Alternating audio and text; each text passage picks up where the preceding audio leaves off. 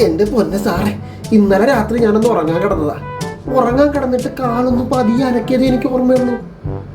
ദാണ്ടെ മസിലെല്ലാം കൂടെ ഉരുണ്ട് കൂടിയിട്ട് എൻ്റെ ഉച്ചം തലവരെ പിടിച്ചത്.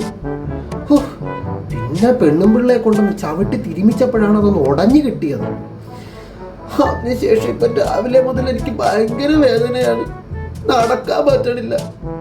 എന്തെങ്കിലും ഒന്ന് പ്രതിവിധി പറഞ്ഞു തരുമോ? ഇത്തരത്തിലുള്ള മസിൽ ക്രാമ്പ് കൊണ്ട് ബുദ്ധിമുട്ടുന്ന ഒരാളാണോ നിങ്ങൾ? ഇടയ്ക്കിടയ്ക്ക് മസിൽ ക്രാമ്പ് വരിക, പിന്നെ അതിനെ ഉടച്ചു വിടുക, പിന്നെ വേദന മാറാതെ നിൽക്കുക, ഇങ്ങനത്തെ പ്രശ്നങ്ങളെല്ലാം നിങ്ങൾക്കുണ്ടെന്നുണ്ടെങ്കിൽ ഈ വീഡിയോ നിങ്ങൾക്കുള്ളതാണ്. മസിൽ ക്രാംസ് സാധാരണഗതിയിൽ നമ്മുടെ മസിൽസിൻ്റെ നോർമൽ ലെങ്തിൽ നിന്നും അത് സഡനായിട്ട് ചുരുങ്ങി ഷോർട്ടസ്റ്റ് ലെങ്തിലേക്ക് പോകുന്ന മസിൽ കണ്ടീഷനെയാണ് നമ്മൾ മസിൽ ക്രാംസ് എന്ന് പറയുന്നത്. ക്രാംസും സ്പാസവും രണ്ടും മസിൽസിൻ്റെ ലെങ്ത് ഷോർട്ടായി പോകുന്ന മസിൽ കണ്ടീഷൻ തന്നെയാണ്. പക്ഷേ ഇവ തമ്മിലുള്ള വ്യത്യാസം എന്താണെന്ന് പറഞ്ഞാൽ, ക്രാംസ് എന്ന് പറയുന്നത് നിങ്ങൾക്ക് സഡനായിട്ട് പെട്ടെന്ന് നിങ്ങൾക്ക് ഒരു ഓവർനൈറ്റായിട്ട് വരാൻ പറ്റുന്ന കണ്ടീഷനാണ്. അതേസമയം സ്പാസം എന്ന് പറയുന്നത് പ്രൊലോങ്ഡ് ആയിട്ടുള്ള നിങ്ങളുടെ ഏതെങ്കിലും ബാഡ് പോസ്റ്റർ കൊണ്ടോ അല്ലെങ്കിൽ ബാഡ് ആക്ടിവിറ്റി കൊണ്ടോ നിങ്ങൾക്ക് വരാൻ പറ്റുന്ന ഒരു പ്രശ്നമാണ് മസിൽ സ്പാസം എന്ന് പറയുന്നത്. ഇന്നത്തെ നമ്മുടെ വീഡിയോ എന്താണ് ക്രാംസ് എങ്ങനെ മാനേജ് ചെയ്യാം. ക്രാംസ് ഏറ്റവും കൂടുതൽ കണ്ടുവരുന്നത് നമ്മുടെ വണ്ണയിലുള്ള മസിൽസുകൾക്കും തൊടയുടെ അടിയിലുള്ള മസിൽസുകൾക്കുമാണ്. അതായത് ഗ്യാസ്ട്രോസോളിയസ് എന്ന് പറയുന്ന ഗ്രൂപ്പ് ഓഫ് മസിൽസിനും ഹാംസ്ട്രിങ്സ് എന്ന് പറയുന്ന ഗ്രൂപ്പ് ഓഫ് മസിൽസിനുമാണ്. ഇതിന്റെ പ്രധാനമായിട്ടുള്ള കാരണം എന്ന് പറയുന്നത് ഏറ്റവും കൂടുതൽ ഗർത്ത് ഉള്ള മസിൽസ് ആണ്. അതായത് ഏറ്റവും കൂടുതൽ വിസ്താരമുള്ള മസിലുകളാണ് നമ്മുടെ ഈ രണ്ട് ഗ്രൂപ്പ് ഓഫ് മസിൽസ് എന്ന് പറയുന്നത്. ഇനി എന്തുകൊണ്ട് ക്രാംസ് വരുന്നു? സഡൻ ആയിട്ട് നമ്മുടെ മസിൽസിന്റെ ലെങ്തിന് ഉണ്ടാകുന്ന ഷോർട്ടേജ് ആണ് ക്രാംസ് എന്ന് നമ്മൾ പറഞ്ഞല്ലോ. എന്തുകൊണ്ട് സഡൻ ഷോർട്ടേജ് ഇങ്ങനെ സംഭവിക്കുന്നു? ഒന്നിലധികം കാരണങ്ങളുടെ സംയോജനം കൊണ്ടാണ് നമുക്ക് പ്രധാനമായും മസിൽ ക്രാംസ് വരാൻ സാധ്യതയുള്ളത്.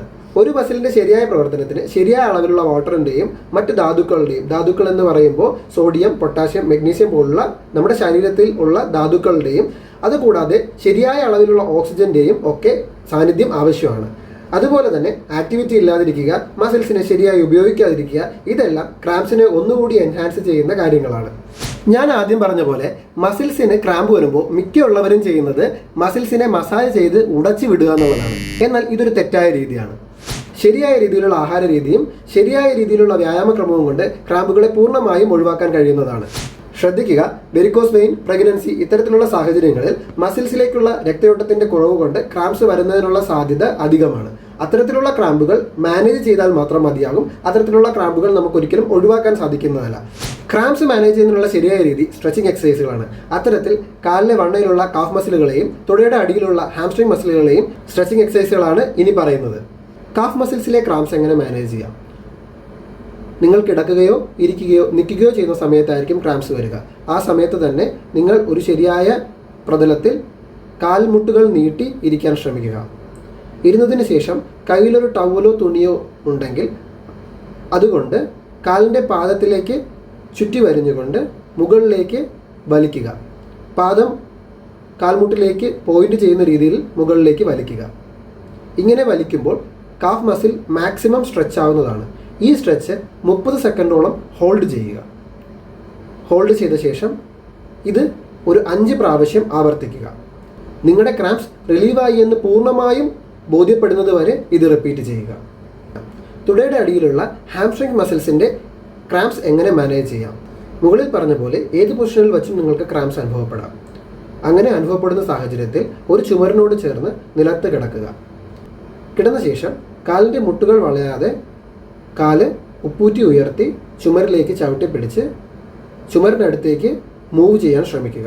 ഇങ്ങനെ മൂവ് ചെയ്യുമ്പോൾ നിങ്ങളുടെ കാലിനടിയിലുള്ള ഹാംസ്ട്രിങ്സ് മസിൽസ് സ്ട്രെച്ച് ആവുന്നതാണ്. മുകളിൽ പറഞ്ഞ പോലെ ഈ സ്ട്രെച്ച് 30 സെക്കൻഡ് നേരം ഹോൾഡ് ചെയ്യുക. 5 തവണ ആവർത്തിക്കുക. ആവർത്തിക്കുന്ന സമയത്ത് കാലിൻ്റെ മുട്ട് മടക്കി ചെസ്റ്റിൻ്റെ ഭാഗത്തേക്ക് കൊണ്ടുവരിക. തിരിച്ചതേപോലെ തന്നെ ഉപ്പൂറ്റി ചുമരിലേക്ക് വയ്ക്കുക. മുട്ട് സ്ട്രെയിറ്റ് ആക്കുക. സ്ട്രെച്ച് ചെയ്യുക. ഇത്തരത്തിലുള്ള ശാസ്ത്രീയമായ രീതികളിൽ കൂടി മാത്രം ക്രാംസിനെ മാനേജ് ചെയ്യുക. അല്ലാത്ത പക്ഷം നിങ്ങൾ മസിലുകളെ ഉടയ്ക്കുകയോ തിരുമുകയോ ചെയ്യുമ്പോൾ ആ ഭാഗത്തെ മസിൽസിന്റെ പ്രോപ്പർട്ടിയാണ് നിങ്ങൾ നശിപ്പിക്കുന്നത്. അത് മസിൽ സ്ട്രെയിനിലേക്ക് നയിക്കുന്നതിന് കാരണമാകും.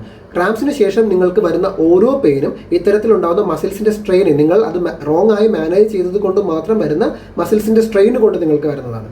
അപ്പോൾ അത്തരത്തിലുള്ള മസിൽ സ്ട്രെയിനുകൾ ഒഴിവാക്കാൻ ശാസ്ത്രീയമായ രീതികൾ അവലംബിക്കുക. കൂടുതൽ ഇൻഫർമേറ്റീവ് വീഡിയോസുമായി ഇനിയും കാണാം. കാണുന്നത് വരെ സൈനിങ് ഓഫ്.